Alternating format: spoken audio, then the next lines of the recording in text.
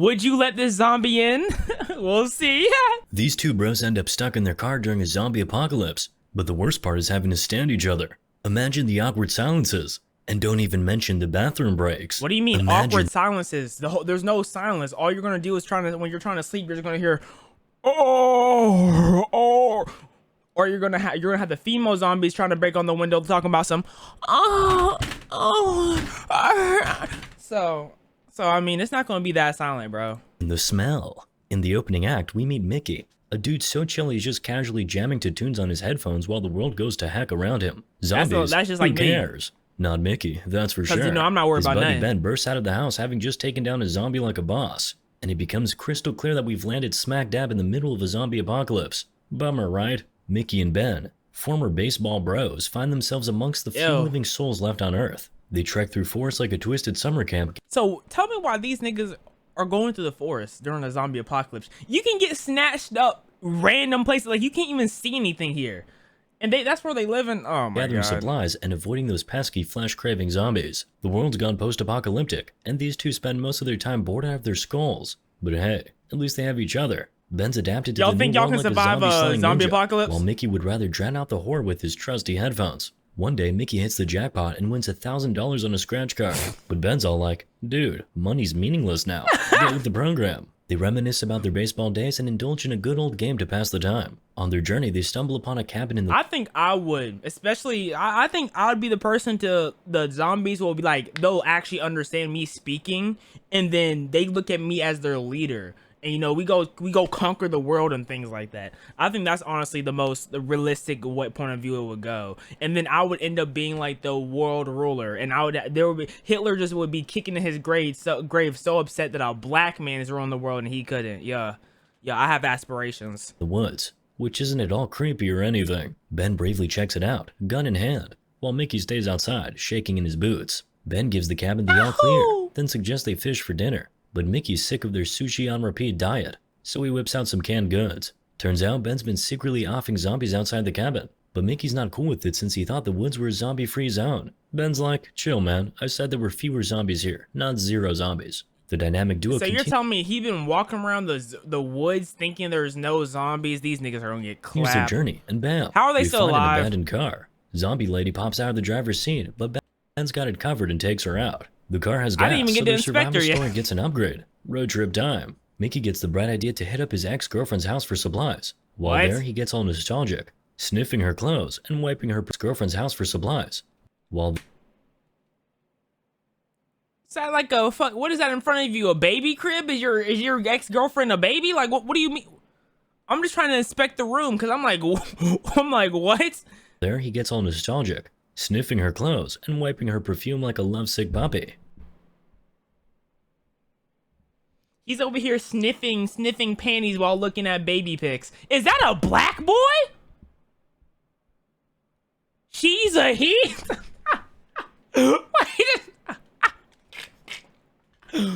That looks like a bald Negro, but that's neither here nor there. Maybe there's some, I guess there's a little pale in the legs, I guess. Ben, the practical one, snags useful stuff like walkie-talkies. He suggests grabbing blankets and pillows for their sweet new ride, but Mickey's had enough of the nomad life and wants to crash at his ex's place for a little while. Ben's not about that life, though. He reminds Mickey of the early days of the apocalypse when they were holed up in Mickey's house, with his whole fam. It was a nightmare, and they even had to resort to killing the family dog for food. Yikes. Not the dog, man. Y'all could've like cut like one leg or something. Like y'all could've kept that nigga alive. Average day in Bing chilling land. So the boys keep rolling, hitting the open road and embracing their life on the run. Where's the other Just people two at? dudes, a car, and a world full of zombies. What could go wrong? How are y'all getting gas? In the end, zombies trash the house like a college frat party gone wrong. Do y'all leaving only beat? Mickey and Ben standing in the aftermath. They Y'all go continue their gay? journey, determined to prove that I their have a lot of romance could questions. survive anything. One day, while Mickey was jamming to his playlist of carefree tunes, Ben pulled a classic prank by pretending to be a zombie. How do you still have power on your phone? How are you listening to music right now? Where's the power source?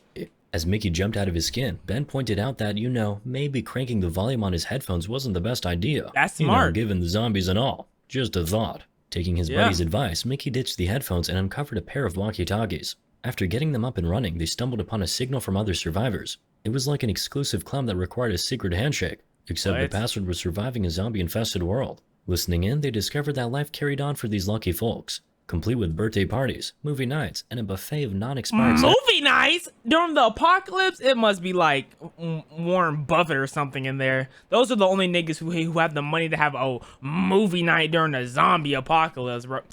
I hate billionaires, bro. Unless you slide me a billion.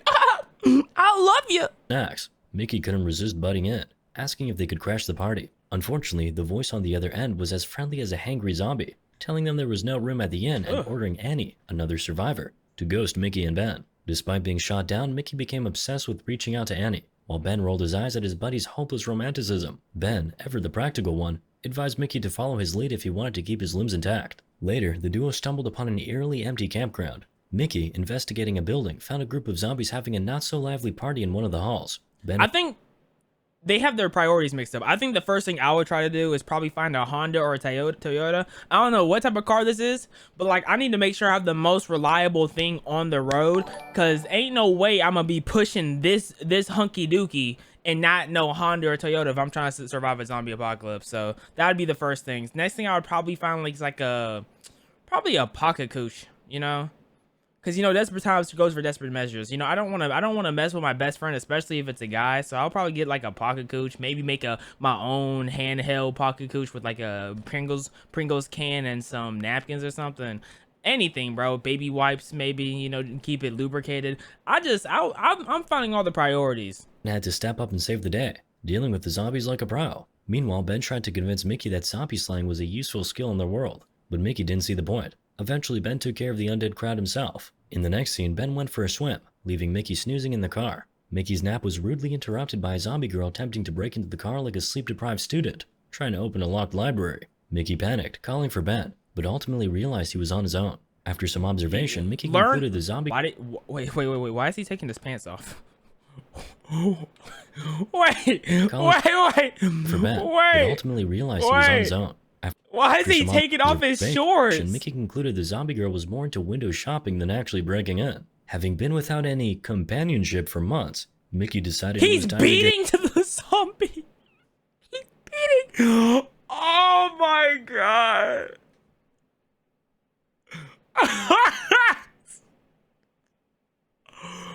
Oh my lord. Okay. Get creative and make the most of this bizarre situation. Meanwhile, the zombie girl gonna nut right on his homeboy socks too. That's the crazy part. Continued her window banging symphony, offering a strange soundtrack to Mickey's desperate attempt at intimacy. At some point, Ben returned to the car, catching Mickey in the midst of his romantic rendezvous with the zombie. Ben couldn't help but chuckle at the sight of his friend, before popping a cap in the undead's noggin. Not cool. He was enjoying the view. And with that, the friend's relationship... I mean, this time the zombie's still there, just doesn't have a head, but I don't think you were beaten to his head anyway, so I mean, you should be straight. Like their zombie-filled world was starting to decay. One day they stumbled upon a cottage in the woods. Mickey threw a tantrum, demanding a sleepover. Ben, with the patience of a saint, or someone who's just tired of arguing with a grown man in his undies, agreed. Little did Mickey know, Ben had a secret. He was a closeted music enthusiast. Who knew the apocalypse could be so groovy? But Ben was tired of Mickey's antics, especially his constant battery draining, which was like sending an open invitation to the nearest zombie flash mob. Ben tried to be the voice of reason, but Mickey, never one to take things lightly, stormed off in a huff. Meanwhile, Mickey hit up Annie on the radio, the only girl he talked to since, well, ever. Well, you know what to do. You know, when you hear that girl's voice, I don't see why your leg's not spreading.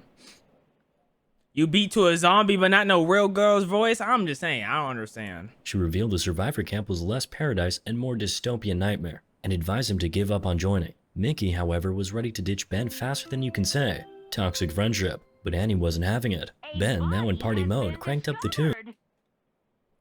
Kilo-san, I very much appreciate you and your niceness, tistyism. Thank you. Drank like a fish and danced with his trusty gun like it was prom night all over again. Then in look at him dancing with the Glock gun like it was prom night or whatever it's called. Sorry, I can't say. I just call any pistol a Glock, but you know when I do that, all the gun enthusiasts gets mad because they're like, actually, okay, this is a 1936 revolver. Okay, how do I know this? I masturbate to it. I put the revolver up my anus. Like I don't care about you and your gun fetish, bro. Okay, go eat some grass. Over again. Then, in the ultimate trust exercise gone wrong, Ben kidnapped a zombie and locked it in a room with a snoozing Mickey and a baseball bat. Ben's ears were met with the symphony of Mickey's terrified screams and bad-on-zombie action. Finally, the door creaked open. With the symphony of Mickey's terrified screams and bad-on-zombie action. Finally, the door... I was just seeing if this was a man or a woman on the bed, because, you know, you don't know with him. He might have knocked a woman out and tried to start, you know, clapping cheeks. Zombie out. Not woman, but a womanified zombie. You feel what I'm saying? Door creaked open, revealing a blood-soaked Mickey, gasping for breath and ready for payback.